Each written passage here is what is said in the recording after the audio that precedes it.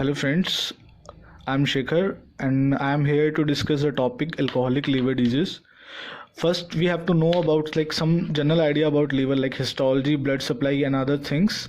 Then we will progress to the alcoholic liver disease. First, we know liver is the largest internal organ of the body and it weighs about 1.2 to 1.5 kg, and liver is anatomically placed like that all blood supply from the GIT, spleen, pancreas are passed through the liver. All nutrients, all toxin products that are goes to the GIT from liver, and liver detoxify them, and other remnants goes to the circulation or from bile. So we can say liver act as a detoxifier, and more functions like they synthesize some plasma proteins, they synthesize some complement proteins which helps to fight against foreign antigens and more things. So we will discuss first blood supply of the liver, then we will goes to the histology. So liver is here we can see that liver is supplied by the two basic blood supply, double blood supply. One is from a branch of aorta, celiac trunk branch gives hepatic artery. Hepatic arteries so on goes to the every part of the liver and supply the periportal region. I will explain what is periportal region and centrilobular region.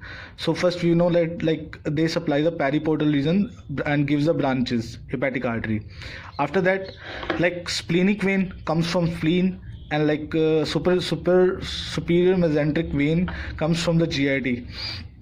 That drain the blood and combine and make a vein called portal vein that also supply the liver, which drain the blood to the periportal region, and then central vein to inferior vena cava to the right heart.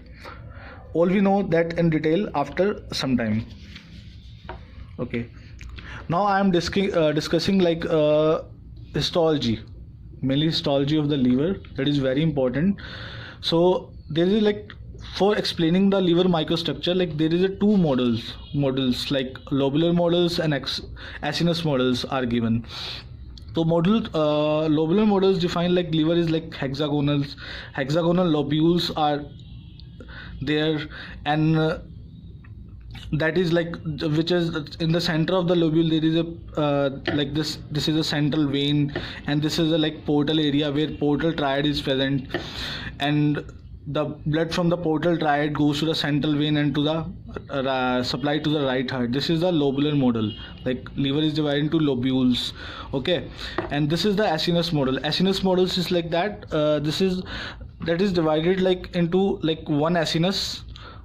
We took a part of one acinus from the central vein to the periportal triad, and this is divided the liver into this acinus is divided the liver into zones, first zone, second zone, third zone, according to which we can define some pathology in the liver, where it is present, in the zone third, in the zone second, in the zone first. So we define the disease on the basis of zones in this, and we define the disease basis on the lobules, centrilobular or periportal disease. Now we can discuss on the basis of lobular model, we are defining the histology, how the portal triad is present, how the central vein is present, how the blood supply and how the things are work.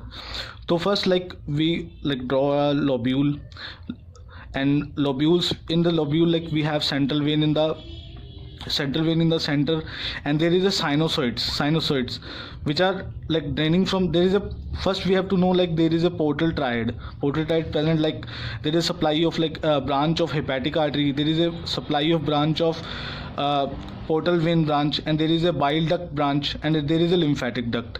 So basically this is triad, excluding lymphatic duct, our Robbins and our standard books defined it as a triad, but some other books they call it as a tetrad. Four things are present, four branches are present.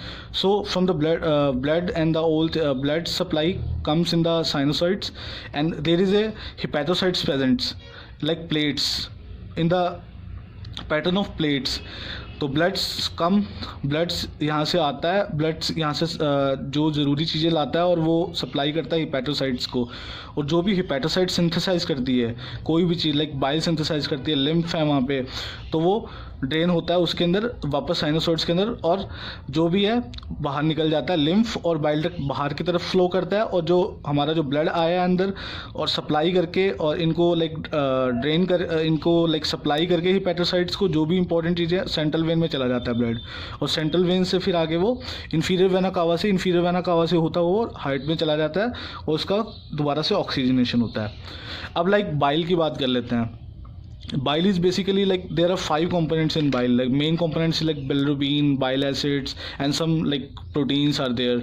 So how like bile is like excrete out from the like liver? Like there is we can define like there is 2 hepatocytes, and in between two hepatocytes have like on the surface microvilli. From there like blood is flowing, and the important things are absorbed by microvilli, and there's in between hepatocyte there is a canuculi, bile canuculi, and two hepatocytes are like attached by tight junction, and the bilirubin and important things are coming there, and there is a formation of bile there, and bile is excreted out from आगे hepatic duct से. Now we will go on like injury to the liver. हम सबको पता है like हम cell injury के अंदर हम पढ़ के आए हैं, तो उसके अंदर हमें पता है भी कोई भी इंजरी होती है लाइक 2 तरह से इंजरी सेल को होती है, रिवर्सिबल इंजरी, इरिवर्सिबल इंजरी. अगर इंजरी थोड़ी है, सीवियर नहीं है, इतनी माइल्ड फॉर्म के अंदर है, तो वो रिवर्सिबल इंजरी होगी. अगर वो थोड़ी सी सीवियर है तो वो इरिवर्सिबल इंजरी हो जाएगी. तो जब भी रिवर्सिबल इंजरी होगी तो उसका क्या रिजल्ट निकलता है सेल के ऊपर, हम सेलुलर लेवल की बात कर रहे हैं, ठीक है. तो उसका क्या रिजल्ट निकलता है, सेल अपने आप को स्वेलअप कर लेती है, सेल उसको हम बोल देते हैं बैलूनिंग. और स्वेलअप क्यों कर लेती है, क्योंकि उसकी प्लाज्मा मेम्ब्रेन की परमिटिविटी बढ़ जाती है, तो उसके अंदर पानी बढ़ जाता है और काफ़ी चीज़ें बढ़ जाती हैं, उसके कारण वो सेल स्वेलअप कर लेती है. और दूसरा आता है फैटी चेंज, वो आता है फैट एक्यूमुलेशन के कारण. लाइक कुछ ट्राइग्लिसराइड्स के लिपिड वैक्यूल्स होते हैं साइटोप्लाज्म के अंदर इकट्ठे होने स्टार्ट हो जाते हैं, उसके कारण से फैटी चेंज होते हैं, यानी कि फैट एक्यूमुलेशन होता है. उसको हम स्टीयोटोसिस बोल देते हैं मेडिकल टर्म में. थर्ड चीज़ हम इसमें देखेंगे इरिवर्सिबल इंजरी. हम सबको पता है भी इरिवर्सिबल इंजरी है, उसका रिजल्ट ये होगा सीधी वो सेल डेथ की ओर जाएगी. अब डेथ 2 तरीके से सेल अपनी डेथ करवाती है, एपोप्टोसिस या फिर नेक्रोसिस. नेक्रोसिस मेनली ज़्यादातर हम नेक्रोसिस ही देखने को मिलती है, क्योंकि ज़्यादातर जो इंजरी वो इस्कीमिया और हाइपोक्सिया के कारण ही होती है. और नेक्रोसिस का रिजल्ट क्या होता है, जो भी सेल नेक्रोसिस, जिस सेल में भी नेक्रोसिस हो रहा है उस सेल वो एकदम से फटती है और उससे कुछ सेलुलर केमिकल्स निकलते हैं और आसपास वाली सेल्स को भी ले डूबती है वो. उससे क्या होता है, वहाँ पे इन्फ्लामेटरी रिस्पॉन्स स्टार्ट हो जाता है, तो वहाँ पे आसपास की सेल्स का इन्फ्लामेशन हो जाता है. और नेक्रोसिस की एक खास बात ये, नेक्रोसिस लाइक पूरा डिफ्यूज फॉर्म में होता है. एपोप्टोसिस एक सिंगल सेलुलर लेवल पे होता है, नेक्रोसिस एक डिफ्यूज फॉर्म में होता है, आसपास की सारी सेल्स को घेर लेता है धीरे धीरे करके. तो इन्फ्लामेशन को हमने लीवर के अंदर अगर इन्फ्लामेशन है तो उसको हमने हेपेटाइटिस बोल दिया. उसके बाद क्या है, इन्फ्लामेशन होता हमें पता है जब इन्फ्लामेशन होता है तो इसकी हीलिंग भी होती है. बाद में सेलुलर डेथ हुई है तो इसकी हीलिंग भी होती है. तो हीलिंग 2 तरह से हम पढ़ते हैं, रीजनरेशन, ऑर्गेनाइजेशन. तो लास्ट में रिजल्ट क्या होता है, जब हीलिंग होती है तो वहाँ पे फाइब्रस टिश्यू जमा होना स्टार्ट होता है. तो फाइब्रस टिश्यू जब जमा होना स्टार्ट हो जाता है धीरे धीरे पूरे लीवर को घेर लेता है वो फाइब्रस टिश्यू, तो उसको हम उस स्टेज को बोल देते हैं हम सिरोसिस. और वही एंड स्टेज लीवर डिजीज़ है. इसके बाद लीवर फेल ही होगा. अब सिरोसिस होने का कारण क्या है, सबसे पहले ये चीज़ जानना जरूरी है, सिरोसिस क्यों होता है. सिरोसिस के लिए जो मेन एक लीवर के अंदर सेल होती है, एक सबसे ज़्यादा जो हमें स्पेस ऑफ डिस्क में मिलती है, जो हम हिस्टोलॉजी के अंदर हमने देखा था, ये रहा हमारा स्पेस ऑफ डिस्क. लाइक ये साइनोसॉइड्स और ये हमारे हिपैटोसाइट्स के बीच में जो स्पेस है इसे हम स्पेस ऑफ डिस्क बोल देते हैं. यहाँ पे स्टीलेट सेल और आइटोसेल्स मिलती हैं. इसका मेनली काम होता है फैट स्टोरेज का. पर क्या होता है, जैसे ही इन्फ्लामेशन होता है, जैसे ही हम इंजरी देते हैं लीवर को, सेल को, तो ये डिस्टर्ब हो जाती हैं. तो लंबे समय से इन्फ्लामेशन, क्रॉनिक स्टेट के अंदर ऐसा होता है, लंबे समय से जब आप इन्फ्लामेशन हो रहा है, स्टीलेट सेल स्टिमुलेट हो जाती है और स्टीलेट सेल अपने आप को मायोफाइब्रोब्लास्ट में चेंज कर लेती है और कोलाजन का सिंथेसिस बढ़ा देती है, जिसके कारण लीवर में फाइब्रस टिश्यू जमा होना स्टार्ट हो जाता है. उसको हम फाइब्रोसिस बोल देते हैं. उसके कारण क्या होता है, फाइब्रोसिस हो गया स्टार्ट. उसके कारण क्या है, यहाँ पे फाइब्रोसिस, इस स्पेस ऑफ डिस्क के अंदर फाइब्रोसिस स्टार्ट हो गया, तो साइनोसाइड्स पिचकने लग जाएंगी. यानी कि उसमें कंस्ट्रक्शन आएगा, उसके कारण जो ब्लड फ्लो यहाँ से हो रहा था वो ब्लड फ्लो में चेंजेस आ जाएंगे। कहीं तो ब्लड ज़्यादा मिलेगा और कहीं ब्लड बहुत कम होगा। तो जहाँ ब्लड कम मिलेगा यानी कि क्या कंडीशन आ गई, वहाँ पे इस्कीमिया कंडीशन आ गई, तो वहाँ पे वहाँ की सेल नेक्रोज करना स्टार्ट कर देंगी। और जहाँ ब्लड सप्लाई ज़्यादा हो जाएगी वहाँ पर हाइपरप्लास्टिक नोड्यूल्स का फॉर्मेशन हो जाएगा। तो ये दो कैरेक्टरिस्टिक्स जो मिलते हैं, नेक्रोज टिश्यू और हाइपरप्लास्टिक नोड्यूल, इसे हम सिरोसिस बोल देते हैं। फाइब्रोसिस प्लस, ऐसे भी बोल सकते हैं, fibrosis plus necrosis plus hyperplastic nodule is cirrhosis. Then now we can proceed to the alcoholic liver disease. Basically alcoholic liver disease like excessive alcohol consumption, like in acute condition or like in chronic condition। कोई बंदा drink कर रहा है, लंबे समय से कर रहा है, या फिर एकदम से उसने बहुत ज़्यादा कर ली, तो उसको अल्कोहलिक लीवर डिजीज़ हो जाती है। मेनली जो अल्कोहलिक लीवर डिजीज़ के अंदर जो डेथ होती है वो सिरोसिस के कारण होती है, क्योंकि सिरोसिस में हमने क्या पढ़ा, फाइब्रस टिश्यू पूरा जमा होने लग जाता है डिफ्यूज़ फॉर्म में। तो धीरे धीरे जहाँ फाइब्रस टिश्यू जमा होने लग गया वो काम लीवर का नहीं करेगा, तो वो नॉन फंक्शन होता जाता है। नॉन फंक्शन होते होते धीरे धीरे लीवर फेलियर की तरफ जाता जाएगा। तो बेसिकली क्या है, इसका कोई भी चीज़ फिक्स नहीं है। अभी इतनी लोग पूछते हैं लाइक इतनी ड्रिंक करना सेफ़ है, इतना नहीं है, इसका कुछ भी लाइक कोई एक मार्कर नहीं है, रिलायबल मार्कर नहीं है लाइक हम बता सकें भी हाँ इतनी पीनी सेफ़ है, इतनी जस्ट एक आइडिया रहता है भी हाँ इतना है, ऐसे है।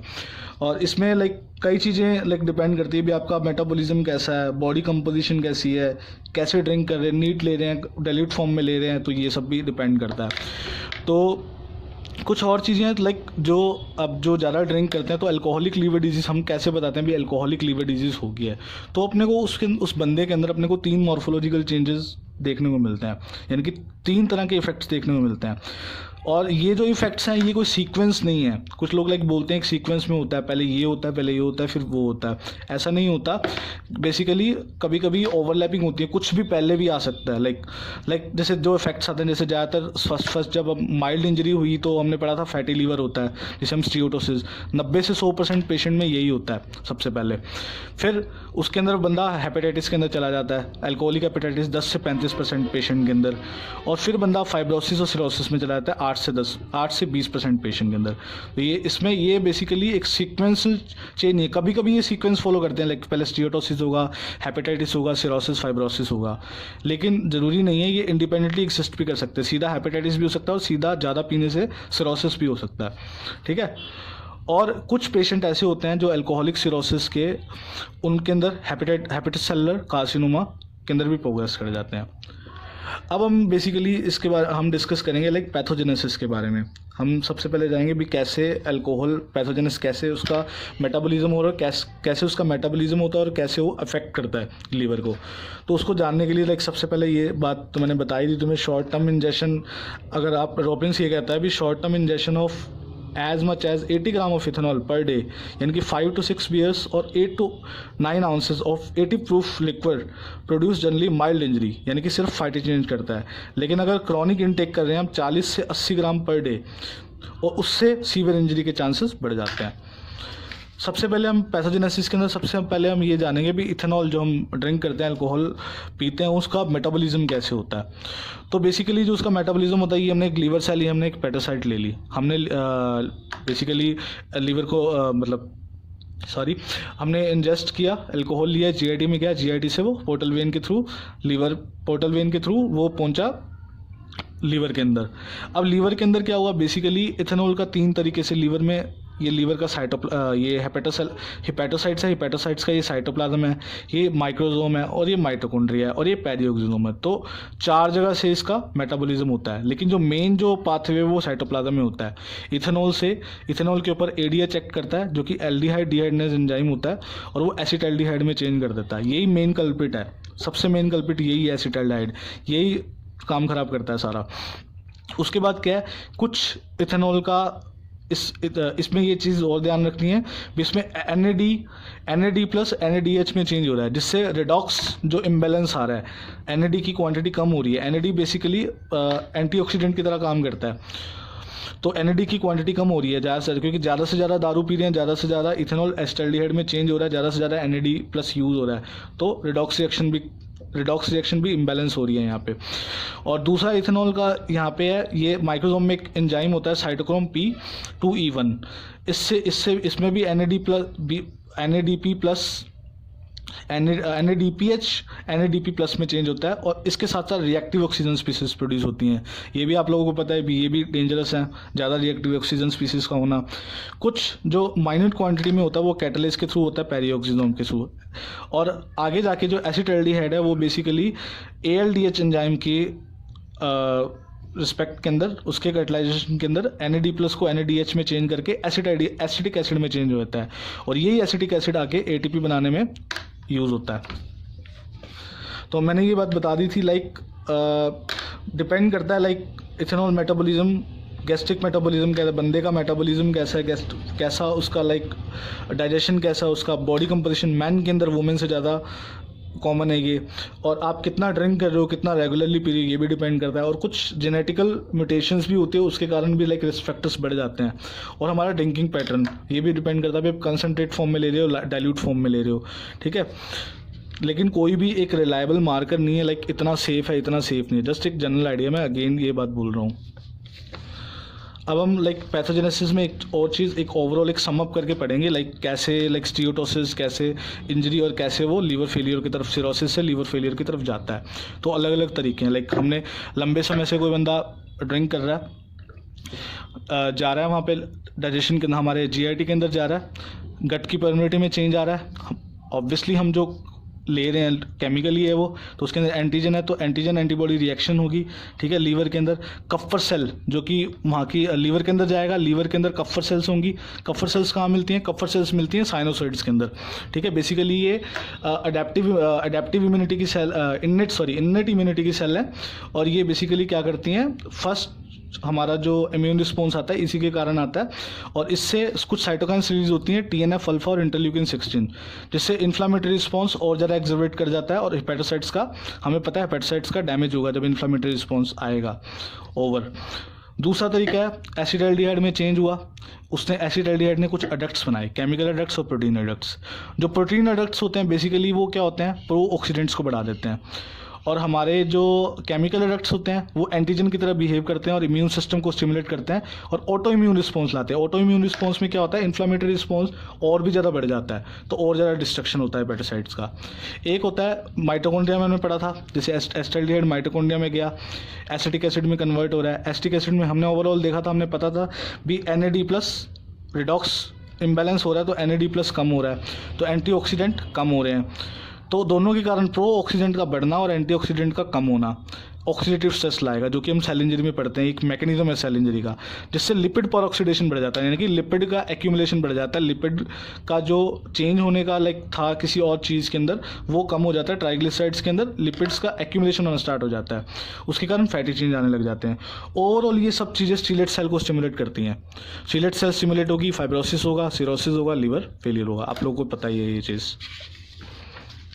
अब क्लिनिकल फीचर्स की बात करते हैं, तो बेसिकली तीनों के अंदर क्लिनिकल फीचर्स, स्टीरियोटोसिस में क्या होगा, हेपेटाइटिस में क्या होगा, सिरोसिस में, उसके साथ उसके रिलायबल इन्वेस्टिगेशंस, यानी कि जो हम LFT करवाते हैं लीवर के अंदर, हम बेसिकली LFT करवाते हैं जो कि टेस्ट होता है, तो उसकी नॉलेज इसमें बता रहा हूँ। तो लाइक इसमें है लाइक अल्कोहलिक, सबसे पहले जो चेंज आता है, जो स्टीरियोटोसिस का चेंज आता है, उसमें क्या होता है बेसिकली ज़्यादातर जो स्टीरियोटोसिस जिसका लिवर फैटी हो जाता है, बेसिकली ज़्यादातर वो बंदा एसिम्टोमेटिक रहता है, उसमें कोई ज़्यादा सिम्टम्स नहीं आते हैं, थोड़ा सा मलेज फील करता है, थकावट होती है उसको, हल्का सा हल्के बहुत सिम्टम्स रहते हैं, ज़्यादा सिम्टम्स नहीं रहते। मेन जो इसमें सिम्टम्स रहता है वो हेपेटोमेगाली रहता है, जो कि अगर USG करवाते हैं तो USG में पता लग जाता है, लाइक उसको डॉक्टर यही बोलता है लाइक आप 3 मंथ्स के लिए बंद कर दीजिए और 3 मंथ्स के अंदर ये फैटी लीवर डिसअपियर कर जाता है। तो बेसिकली हमें पता ही है ये रिवर्सिबल चेंज है। हम अब बात करेंगे इरिवर्सिबल चेंजेस में, इनमें क्या आता है। जैसे ही हेपेटाइटिस हुआ, हेपेटाइटिस में जो फीचर्स आते हैं वही थकावट होगी, मलेज फील होगा, तो ये सब चीज़ें तो होंगी। उसके साथ साथ बंदा जॉन्डिस डेवलप कर लेगा, GIT प्रॉब्लम होगी तो माल न्यूट्रिशन स्टार्ट हो जाएगा, हिपैटोमेगाली टेंडर हो जाएगा, थोड़ा लीवर और टेंडर होना स्टार्ट हो जाएगा।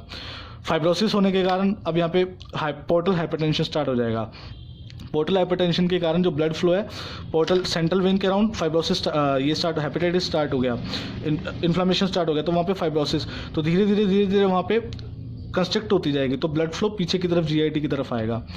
वेट लॉस होगा, एनोरेक्सिया होगा, भूख नहीं लगेगी, अपर एब्डोमेन डिस्कम्फर्ट होगा। उसके साथ साथ सिरोसिस के अंदर बेसिकली क्या होगा, वेरिसियल हेमरेजेस देखने को मिलेंगे। ब्लड फ्लो पोर्टल हाइपरटेंशन के कारण ब्लड फ्लो पीछे आएगा और ईसोफेगस तक जाएगा, तो उसके कारण वेरिसियल ब्लड क्लॉट्स मिलने स्टार्ट होंगे, वेरिसियल हेमरेज स्टार्ट हो जाएगा।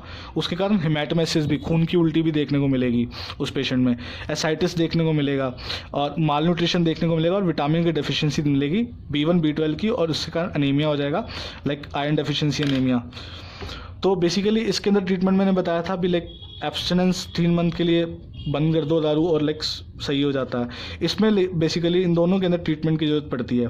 फाइंडिंग्स में क्या देखते हैं, जो हमारा स्टीरोटोसिस होता है इसमें बिलिरुबिन का लेवल, सीरम बिलिरुबिन बड़ा मिलता है, अल्कलाइन फॉस्फेटेज बड़ा मिलता है। हेपेटाइटिस के अंदर हाइपर बिलिरुबिनेमिया, बिलिरुबिन बड़ा मिलता है, जॉन्डिस होता है इसलिए, ALT ST बड़े मिलते हैं लेकिन बिलो 500 यूनिट पर ml। और हेपेटाइटिस हो रहा है तो न्यूट्रोफिल भी बड़ी मिलेंगी और इसके साथ साथ सीरम अल्कलाइन फॉस्फेट भी बड़ा मिलता है।